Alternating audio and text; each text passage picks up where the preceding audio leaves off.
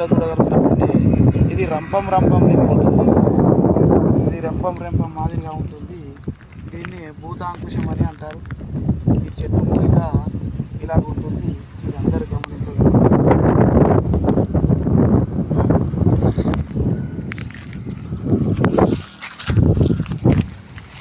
ఇది భూతాంకుశము చెట్టు ఈ మాదిరిగా ఉంటుంది. చాలా పెద్ద చెట్టు.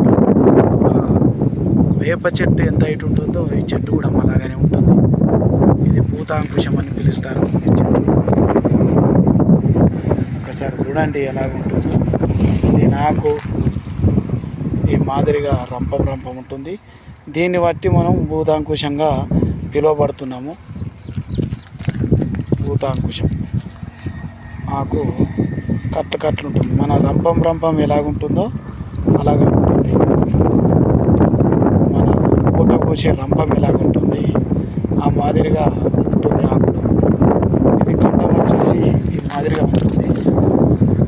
కండం వచ్చేసి ఈ మాదిరిగా ఉంటుంది. కండం ఉంటుంది. కండం ఇట్లా గీక్తో లోపల పచ్చగా ఉంటుంది. ఇది భూతాంకుశము మొదలు ఆకు ఈ మాదిరిగా ఉంటుంది. ఈ మాదిరిగా వస్తుంది భూతాంకుశం.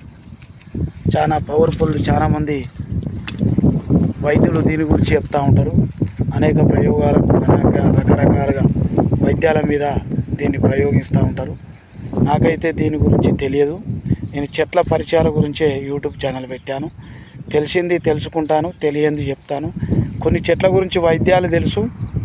వాటి కోసం వాటి మాత్రమే వైద్యము ఆ మూలికలు అయితే ఏవైతున్నాయో అవి తెలిస్తే చెప్తాను, తెలియకపోతే తేల్చుకుంటాను. మీ ద్వారా నేర్చుకొని ప్రజలకు అందిస్తాను.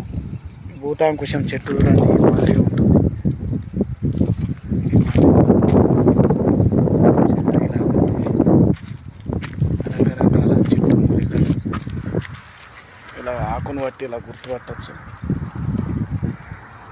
భూతాంకుశం చెట్టు.